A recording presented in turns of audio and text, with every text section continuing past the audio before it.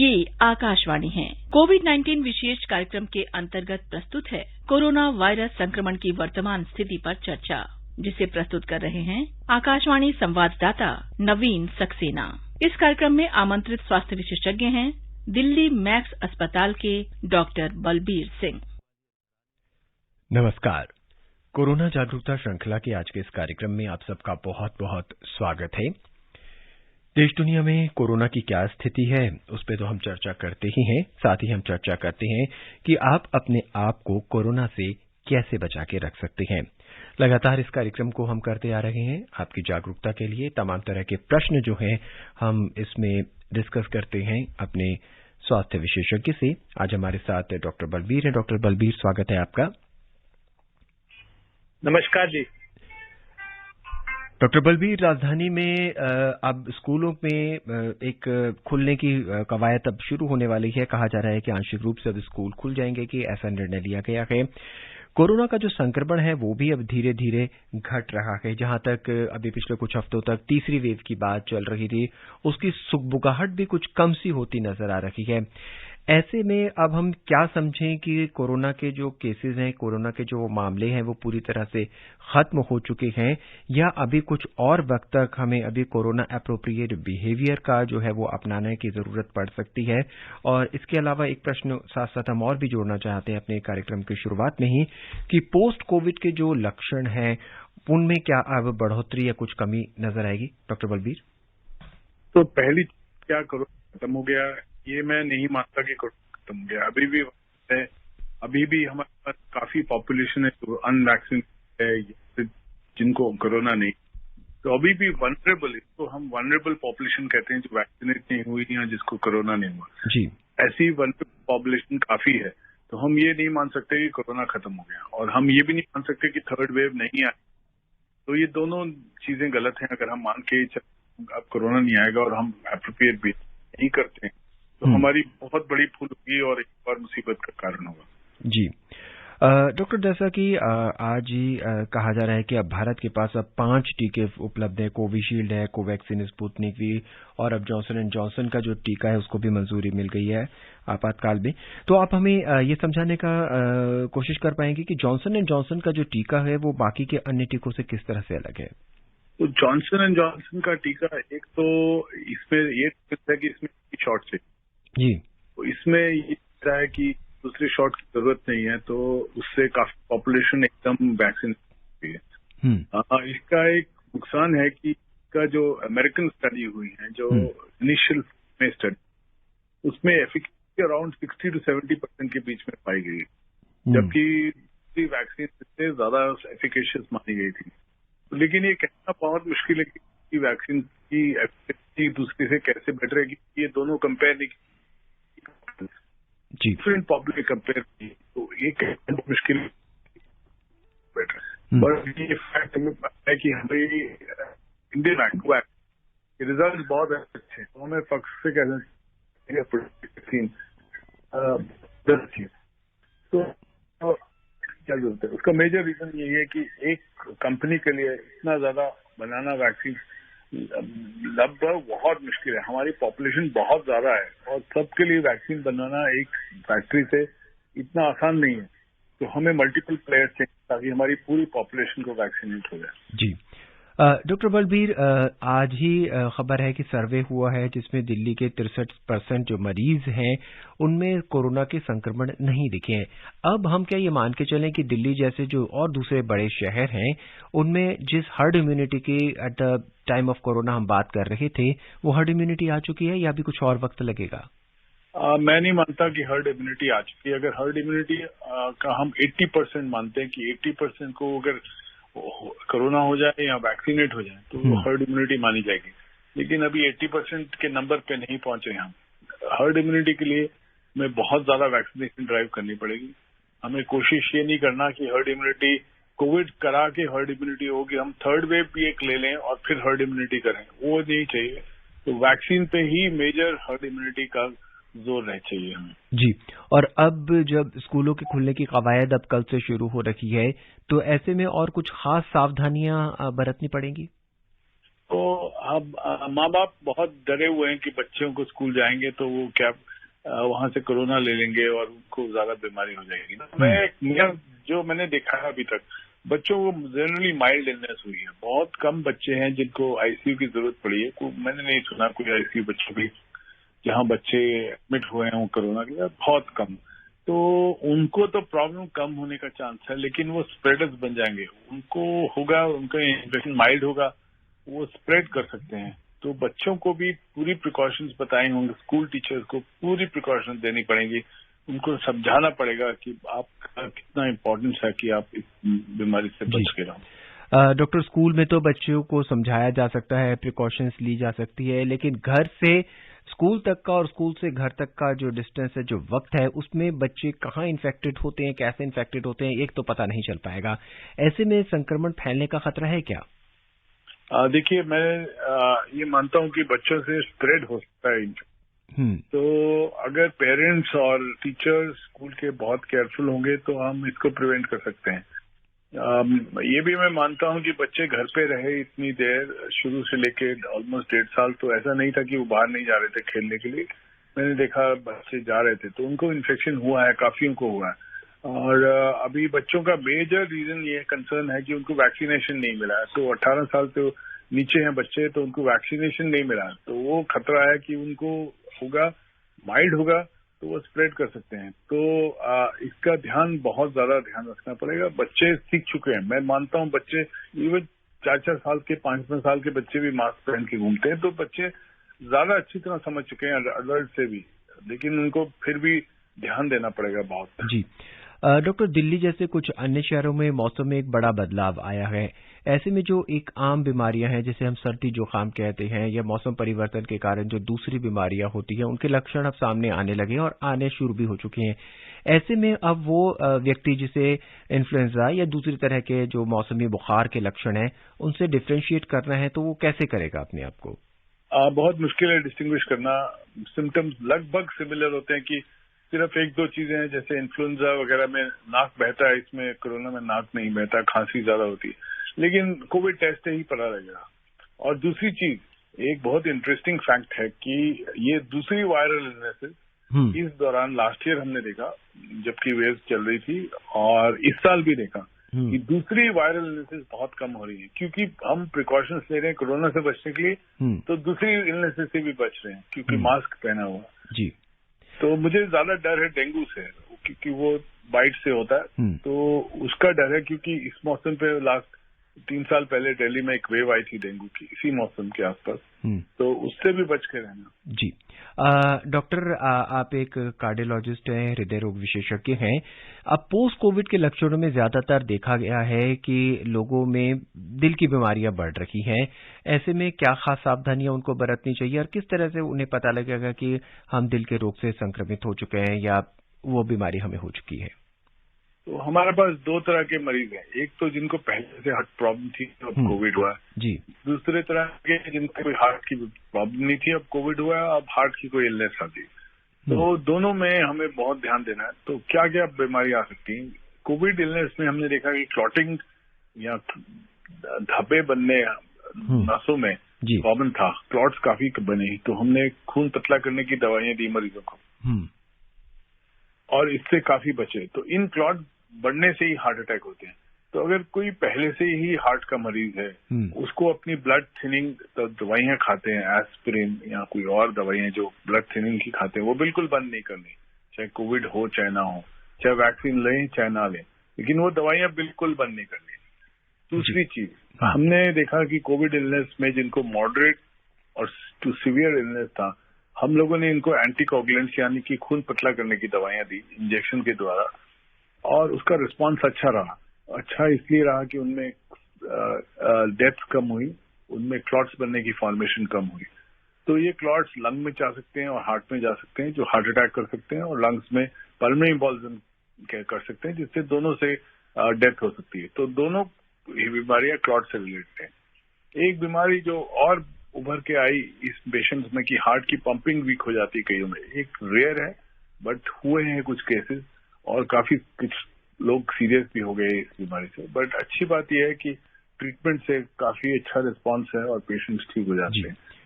हम इसमें अपनी चर्चा जारी रखेंगे। इस बीच पहले श्रोता जो हैं वो हमसे जुड़ चुके हैं दिल्ली से। धर्मवीर जी, स्वागत है आपका। नमस्कार नवीन जी। नमस्कार डॉक्टर साहब नमस्कार। मैं दिल्ली से धर्मवीर गांधीनगर दिल्ली से बोल रहा हूँ जी। मैं छोटी छोटी 2 बातें पूछनी डॉक्टर साहब। जैसे कि कोवैक्सीन हम लगाते हैं और कोविशील्ड लगाते हैं।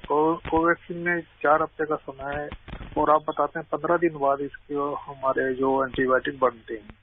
क्या जब दूसरी डोज लगने के बाद हमारा ये 15 दिन बाद हमारे को शरीर में पूरी पावर आ जाती है, तो जो उसकी हमारी पावर हमारे जो एंटीबायोटिक बनने की होती है, और जो कोविशील्ड है वो हम लगाते हैं आपके 3 महीने बाद। तो इसका मतलब ये हो गया डॉक्टर साहब हम 1.5 महीने बाद हमारे को सेफ होते हैं कोवैक्सीन से, और कोविशील्ड से हम 3.5 महीने बाद सेफ होते हैं जी। इसके बीच में आप बताएं क्या है। डॉक्टर बहुत कैलकुलेटिव सवाल पूछा है इन्होंने। कोवैक्सीन और कोविशील्ड है, 4 हफ्ते ये कहते हैं कि दूसरा डोज लगाना चाहिए और 15 दिन बाद उसका असर जो है एंटीबॉडीज बननी शुरू हो जाती है, जबकि कोविशील्ड में 84 दिन है।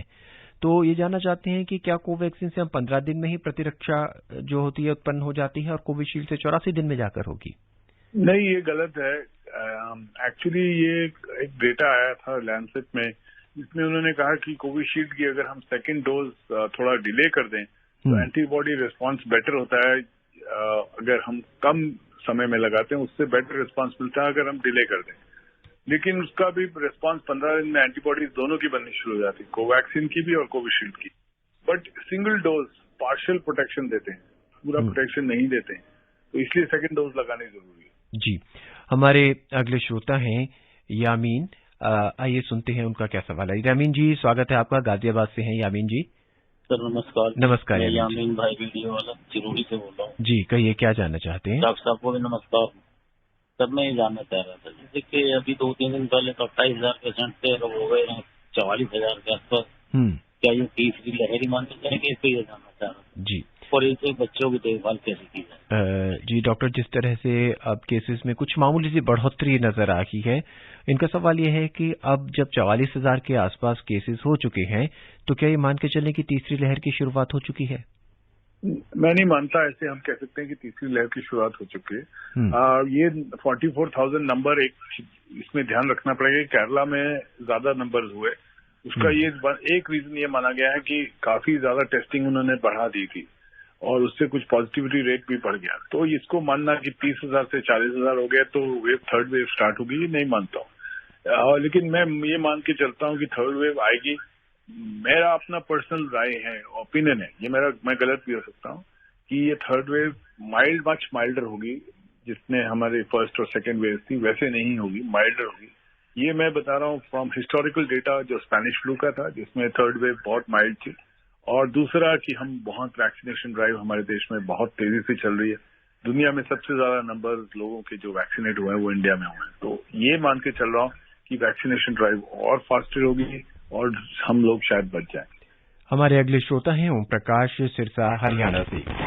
ओम प्रकाश जी। हाँ जी नमस्कार जी, ओम प्रकाश चावला बोल रहा हूँ जी। कहिए क्या जानना चाहते हैं। आप हृदय रोग विशेषज्ञ हैं? यानी हम डेड साइलेंस बॉडी वाला, यदि हम डेड साइलेंस पोजीशन वाला यदि हम मेडिटेशन करते हैं तो उसमें जो है हार्ट के भी काफी जो है सुधार होगा, बाकी और भी जो भी क्लॉट बनने के चांस बहुत कम हो जाएंगे। कृपया इस पर भी प्रकाश डालें। यानी डेड साइलेंस पोजीशन वाला मेडिटेशन कितना कामयाब है, कृपया। आभार जी।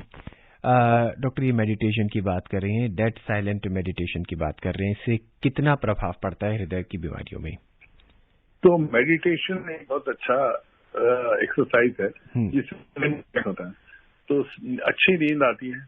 और मेडिटेशन हार्ट के मरीजों के लिए बहुत अच्छी चीज है और प्रिवेंशन के लिए भी अच्छी चीज है जी। लेकिन ये क्लॉट नहीं रोक पाती या कोविड इलनेस को नहीं रोक पाती। तो अगर कोविड होता है या क्लॉट्स बनते हैं तो हम ये नहीं कह सकते कि मेडिटेशन किया था तो इसलिए नई क्लॉट्स बने। तो ये मेडिटेशन क्लॉट्स नहीं प्रिवेंट करेगी, लेकिन सच में मेडिटेशन बहुत अच्छी एक्सरसाइज है और योगा के साथ मेडिटेशन करना बहुत बढ़िया एक्सरसाइज है हार्ट की इलनेसेस को बचाने की। जी। आइए मध्य प्रदेश का रुख करते हैं, वहां से शिवपुरी से यशवंत जी को सुनते हैं। यशवंत जी क्या जानना चाहते हैं आप? पहले तो मैं ये बताना चाहता हूँ कि उत्तर प्रदेश में जो अन्न वितरण की योजना थी उस दौरान भी हमारे प्रधानमंत्री जी ने एक उपभोक्ता के साथ में ये शेयर करके कि आपने वैक्सीन लगवाई कि नहीं लगवाई, वो महिला ने कहा कि हमने लगवा ली और हम पूरी तरह सुरक्षित हैं। तो देश का प्रधानमंत्री कितनी चिंता कर रहे हैं, हमारी आकाशवाणी कितनी चिंता कर रही है, हमारे डॉक्टर साहिबान कितनी चिंता कर रहे हैं, तो हमको वैक्सीन लगवाना चाहिए और दोनों वैक्सीनें अगर हम लगवा लेंगे तभी हम सुरक्षित होंगे। और हम ये चाहेंगे कि हमको जो ऑक्सीजन के बारे में बताया गया है कि ये वेल्डिंग करने वाली जो ऑक्सीजन होती है, इसका उपयोग हमको इसमें हो सकता है कि कोरोना के दौरान ये नहीं हो सकता है। जी डॉक्टर, ये बहुत टेक्निकल सवाल इन्होंने पूछ लिया है। ये बात कर रहे हैं जो वेल्डिंग में उपयोग होने वाली ऑक्सीजन जो कि इंडस्ट्रियल ऑक्सीजन होती है, वो कैसे हम यूज कर सकते हैं मेडिकल ऑक्सीजन में? तो जो इंडस्ट्रियल ऑक्सीजन होती है उसकी कॉन्सेंट्रेशन डिफरेंट होती है और जो हम यूज करते हैं वो डिफरेंट होती है, लेकिन उस इंडस्ट्रियल ऑक्सीजन से ही मेडिकल ऑक्सीजन बनती है। तो इसमें हमें जब ऑक्सीजन की शॉर्टेज हुई तो आपको पता होगा कि कोर्ट्स ने इंडस्ट्रियल ऑक्सीजन पे रोक लगाई कि ये इस समय मेडिकल की ज्यादा जरूरत है, तो आप मेडिकल ऑक्सीजन सप्लाई करिए। तो आप ये वेल्डिंग की दुकान पे जाके ऑक्सीजन नहीं लीजिए, वो गलत तरीका हो जाता। जी, हमारे अगले श्रोता हैं हरियाणा सिरसा से पप्पू राम। कार्यक्रम में स्वागत है आपका। नमस्कार सर। नमस्कार, क्या जानना चाहते हैं आप? डॉक्टर साहब को भी नमस्कार। नमस्कार। मेरा ये जानना है सर जी, जैसे टीका लगवाएंगे हम, तो सर जी पेट में जो भरकर गए का भूखे भी जा सकते हैं सर? जी डॉक्टर, ये एक आम समस्या है और एक आम प्रश्न है सभी जनों का। ये पूछना चाहते हैं कि जब हम वैक्सीन लेने जाते हैं तो क्या हमें कुछ खा के जाना चाहिए या खाली पेट जाना चाहिए, और उसके बाद हमें क्या सावधानियां बरतनी चाहिए? तो वैक्सीन लगाने के टाइम पे ना तो कोई ऐसी जरूरत है कि आप खा के करिए, ना खा के जाइए, ये आपकी है, और उसके बाद कोई प्रिकॉशन नहीं। इतनी सेफ वैक्सीन है कि आपको सोचने की भी जरूरत नहीं, आंख बंद करके लगानी। कुछ लोग पूछते हैं क्या हम ब्लड की थिनिंग दवाई खाते हैं, वैक्सीन खाते हैं, क्या हम बंद करें वैक्सीन लगाने? कभी नहीं बंद करें, जरूरी है खाना दवाइयों का। जी। कुछ लोग कहते हैं क्या मेरा बीपी बढ़ जाएगा, मैं बीपी का मरीज हूँ, वैक्सीन लगवाने जा रहा हूँ, बीपी का मरीज हूँ, बीपी बढ़ जाएगा? ऐसा भी नहीं है। आप बीपी की दवा जैसे खाते हैं खाते रहिए, वहां आपका बीपी चेक किया जाएगा जरूर, लेकिन ऐसा नहीं है वैक्सीन से बीपी बढ़ जाएगा। तो ये कुछ बिट्स हैं जो हमें याद रखनी है कि इससे सेफ वैक्सीन हो नहीं सकती। बहुत ज्यादा सेफ वैक्सीन है, आपको आंख बंद करके लगवानी चाहिए। आइए हरदीप सिंह जी का सवाल सुनते हैं। ये हमें फोन कर रहे हैं दिल्ली से। हरदीप जी, स्वागत है आपका। नमस्ते, सत श्री अकाल डॉक्टर साहब। जी नमस्कार। आपको नवीन सक्सेना जी, आपको भी जी नमस्कार। सर, हम आपका प्रोग्राम 14-15 महीने से सुन रहे हैं जी। पहले इसका टाइमिंग 9:25 से स्टार्टिंग होती थी। जी जी, कहिए अब प्रश्न क्या है सर आपका? सर हम गुरुद्वारे, अच्छा, गुरुद्वारे में जाते हैं ना, तो वहाँ ये जो कनाट प्लेस बंगला साहिब है, जी जी जी जी वहाँ देखते जो लंगर के पास जो श्रोता वो खाने वाले होते हैं लंगर, तो वहाँ कोई सोशल डिस्टेंस नहीं होता, तो किसी ने मास्क नहीं लगाया होता जी। और जो सेवा करने वाले जो अंदर होते हैं वो उन्होंने भी मास्क नहीं लगाया होता। तो हम सेवा जब करने जाते हैं जी, तो हमें कहते हैं कि मास्क उतार दो, ये क्यों लगा रखा है? तो गुरुद्वारे में ऐसा कुछ नहीं होगा। तो सर आप ये डॉक्टर साहब, उनके बारे में आप क्या कहना चाहेंगे? जी डॉक्टर बलबीर, यहाँ से हम आपसे एक संदेश चाहते हैं बीइंग अ डॉक्टर, कि आप हमें यहाँ बताएं लोगों को आकाशवाणी के माध्यम से कि सोशल डिस्टेंसिंग, मास्क कितना जरूरी है, चाहिए कोई भी स्थल क्यों ना हो। डॉक्टर, तो मैं ये कहूंगा कि अगर ऐसा हो रहा है तो बहुत गलत हो रहा है। सोशल डिस्टेंसिंग और मास्क बहुत बहुत जरूरी है। मैंने तो अगर मुझे जाए कि खत्म होने के कितने दिन बाद आप सोचेंगे कि कितना मास्क है, मैं तो कहूंगा एक साल खत्म होने के बाद एक साल जरूरी है मास्क। लेकिन खाने पीने देखा कि मास्क तो निकालना पड़ता है, तभी खा सकते हो, अगर मास्क निकलेगा तब। तो रेस्टोरेंट और होटल्स खुल गए हैं, तो लेकिन उसमें भी सोशल डिस्टेंसिंग होनी चाहिए। तो अगर दो फैमिली में डिस्टेंस है तो बचाव हो जी। तो ये बहुत इंपॉर्टेंट है, ये कंटिन्यू, ये खत्म नहीं होंगी जब तक हम बिल्कुल खत्म नहीं हो जाता। डॉक्टर बलबीर, ये एक सामाजिक दायित्व भी है, इस दौरान एक सोशल रिस्पॉन्सिबिलिटी को भी समझना चाहिए। अगर किसी व्यक्ति ने मास्क नहीं लगाया है या वो कोरोना का एप्रोप्रिएट बिहेवियर का पालन नहीं कर रहा है, तो ये दूसरे व्यक्ति की भी रिस्पॉन्सिबिलिटी बनती है कि उन्हें समझाएं, उनको कहें कि ये मास्क सिर्फ आपके लिए नहीं, समाज के दूसरे वर्गों के लिए और व्यक्तियों के लिए भी जरूरी है। आइए अब बड़ौत का रुख करते हैं और महेश शर्मा जी को सुनते हैं। महेश जी, स्वागत है आपका आज के इस कार्यक्रम में। नमस्कार जी। नमस्कार। मैं ये मालूम करना चाह रहा हूँ, जब छोटे बच्चों के स्कूल भी खुल जाएंगे तो हम किस सावधानी से उनको रखेंगे? जी, अगर आप हमारे इस कार्यक्रम को शुरू से सुन रहे थे तो डॉक्टर साहब ने पहले भी ये बताया था। एक बार फिर हम उनके माध्यम से जानना चाहेंगे कि डॉक्टर साहब, बच्चों के स्कूल खुल रहे हैं, माता पिताओं को अब ये चिंता सता रही है कि स्कूल जाएंगे तो किस तरह की सावधानियां बरतनी चाहिए, कृपया एक बार फिर हमारे श्रोताओं को समझाएं। तो मैं यही बोलूंगा कि बच्चों के माँ बाप को बहुत डर है कि उनके बच्चों को हो जाएगा कोरोना तो क्या होगा। पहली बात तो है कि बच्चों में जनरली माइल्ड इलनेस होती है, बच्चों में ज्यादा खतरनाक कोरोना नहीं दिखा पाया अभी तक रूप अपना, लेकिन फिर भी बच्चों को घर पे जैसे उन्होंने ट्रेन किया है वैसे वहाँ टीचर्स को भी ध्यान रखना पड़ेगा कि बच्चे ज्यादा मिक्स ना हो, ज्यादा एक दूसरे के पास करीब ना रहें, सोशल डिस्टेंसिंग मेंटेन करें, खेलने जाएं फील्ड में तब भी ऐसा दूर दूर रहें एक दूसरे से, और मास्क का यूज करें, हाथों को सैनिटाइज करें, हर क्लासरूम में सैनिटाइजर होने चाहिए ताकि बच्चे बार बार हाथों को सैनिटाइज करें। और ये बहुत जरूरी प्रिकॉशंस हैं, बिकॉज अभी स्कूल खुले हैं तो हमें एक महीने में पता लगेगा क्या इससे नुकसान हो रहा है कि नहीं। जी, डॉक्टर बलबीर, बीच में जब कोरोना की वेव बहुत तेज थी, लोगों ने डबल मास्किंग शुरू कर दी थी। अब जब संक्रमण कम हो रहा है, क्या अभी भी डबल मास्किंग की जरूरत है? शायद अभी नहीं है। अगर N95 मास्क पहन रहे हैं तो बिल्कुल भी नहीं है, लेकिन मुझे जो प्रॉब्लम है कि मास्क से ज्यादा मुझे प्रॉब्लम है लोग नाक से नीचे रखते हैं मास्क। जी, वो बहुत बहुत गलत है, क्योंकि सारा वायरस नाक से ही जाता है, तो नाक से नीचे रखने का उसका फायदा ही नहीं है। अगर आपने मास्क पहना है और नाक के नीचे, मास्क सिंगल पहनिए लेकिन उसको अच्छी तरह पहनिए। जी, डॉक्टर, ये भी देखा जा रहा है कि अब लोग एक ही मास्क को बहुत वक्त तक यूज करते रहते, उपयोग करते रहते, बदलते नहीं हैं, और इससे भी क्या फंगस की या किसी और तरह की बीमारियां होने के चांसेस हैं? तो अगर आप मास्क कपड़े का मास्क है, घर पे बनाया या कपड़े का मास्क है, तो उसको रोज आपको धोना है, बहुत अच्छे से धोना है, उसको सैनिटाइज करना है, क्योंकि उसमें वायरस लगा हो सकता है। और जब कोई किसी को कोविड है उसके बाद वो पहनता है मास्क और उसको क्लीन नहीं करता तो उसमें फंगस डिपॉजिट हो जाते हैं जो कि नाक में जा सकते हैं। तो क्लीनलीनेस, हाइजीन बहुत इंपॉर्टेंट है इस समय पे। तो मास्क, अगर आप रेगुलर मास्क लेते हैं या सर्जिकल मास्क लेते हैं तो वो डेली चेंज होना चाहिए। जी, आइए अब दिल्ली से केशव जी को सुनते हैं, काफी देर से वो लाइन पर है। केशव जी, स्वागत है आपका।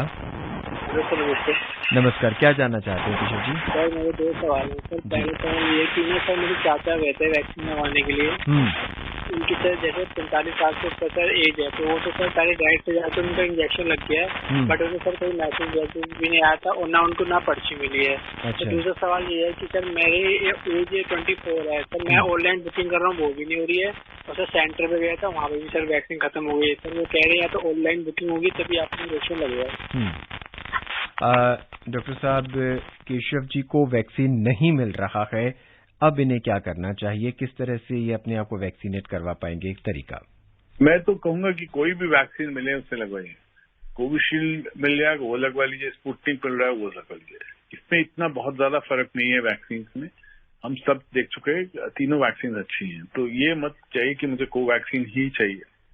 जी, डॉक्टर, लोग वैक्सीन को लेकर एनालिसिस शुरू कर देते हैं कि कोविशील्ड का बनने का तरीका ये है, कोवैक्सीन इस बेस पे बनी हुई है या स्पुतनिक ऐसे है, और इसी में उलझे रहते हैं, इसी में खोए रहते हैं और फिर कोई भी टीका नहीं लगवा पाते। क्या ये एनालिसिस इतना जरूरी है? बिल्कुल जरूरी है।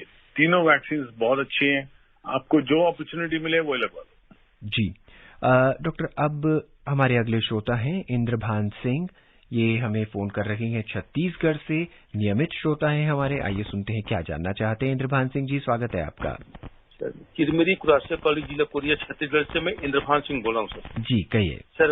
इसमें प्रश्न ये है सर, बच्चों में संक्रमण से निपटने के लिए राज्य में किस कोविड टास्क फोर्स की स्थापना की गई है?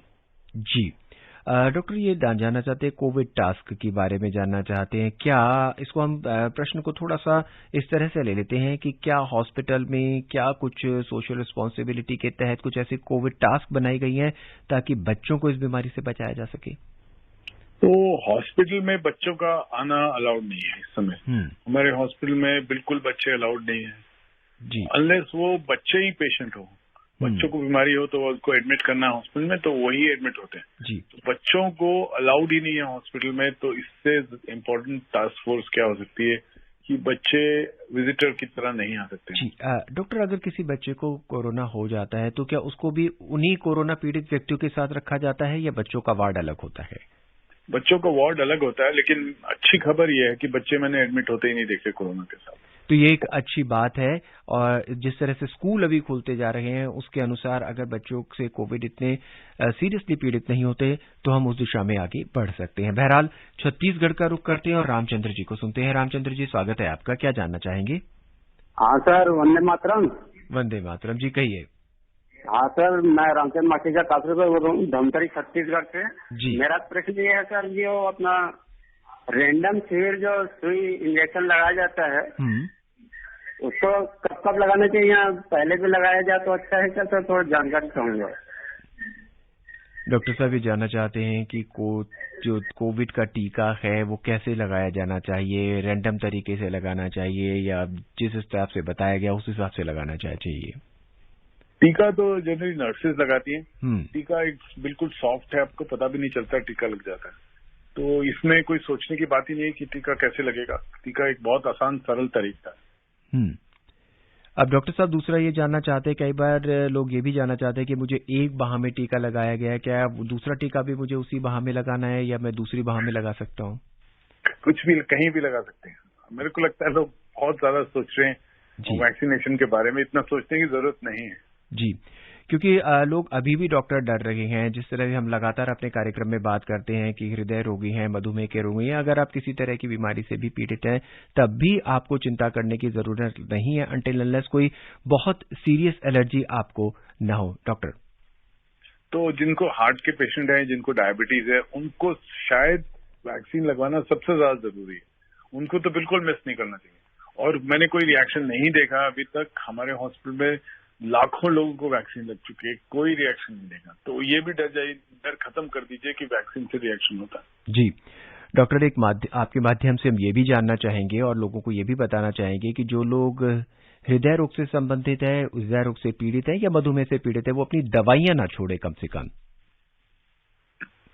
उनको बिल्कुल दवाई नहीं छोड़नी चाहिए। उनको अपनी मॉर्निंग डोज भी लेनी चाहिए जाने से पहले। तो लोग कई बहुत गलती कर रहे हैं कि वो ब्लड थिनिंग बंद कर देते हैं कि हमें ब्लीडिंग होगी इंजेक्शन से। कोई ब्लीडिंग नहीं होगी जी। डॉक्टर बलबीर, वक्त बहुत कम है, क्या संदेश देना चाहेंगे आप हमारे श्रोताओं को? मैं संदेश देना यही चाहूंगा कि बहुत अच्छी खबर है कि हिंदुस्तान ने काफी तरक्की कर ली है कोविड रोकने में। वैक्सीन ड्राइव बहुत अच्छी चल रही है, इसका हम सबको फायदा उठाना चाहिए और तीसरी वेव को बचाना चाहिए कि ना आए। जितनी रिस्पॉन्सिबिलिटी गवर्नमेंट की है उतनी हर इंडिविजुअल की है इस बीमारी से बचने की।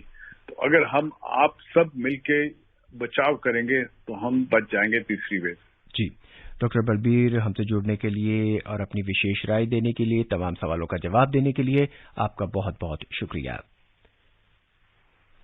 आज के इस कार्यक्रम में बस इतना ही। चलते चलते हम अपने सुनने वालों को यही कहेंगे कि सोशल डिस्टेंसिंग बना के रखिए, मास्क लगाते रखिए और हाथ धोते रखिए और अपने आप को, अपने परिवार को और समाज को कोरोना से बचा के रखिए। नमस्कार। कोविड-19 विशेष कार्यक्रम के अंतर्गत अभी आप सुन रहे थे कोरोना वायरस संक्रमण की वर्तमान स्थिति पर चर्चा, जिसे प्रस्तुत कर रहे थे आकाशवाणी संवाददाता नवीन सक्सेना। इस कार्यक्रम में आमंत्रित स्वास्थ्य विशेषज्ञ थे दिल्ली मैक्स अस्पताल के डॉक्टर बलबीर सिंह। ये कार्यक्रम आकाशवाणी के समाचार सेवा प्रभाग द्वारा प्रस्तुत किया गया। इसे आप हमारे mobile app news on AIR और YouTube channel news on AIR official पर भी सुन सकते हैं। इस कार्यक्रम के संबंध में अपनी प्रतिक्रिया आप हमें ईमेल कर सकते हैं। पता है airnsttalks@gmail.com। ये कार्यक्रम फिर से सुनने के लिए लॉग ऑन करें हमारी वेबसाइट newsonair.nic.in।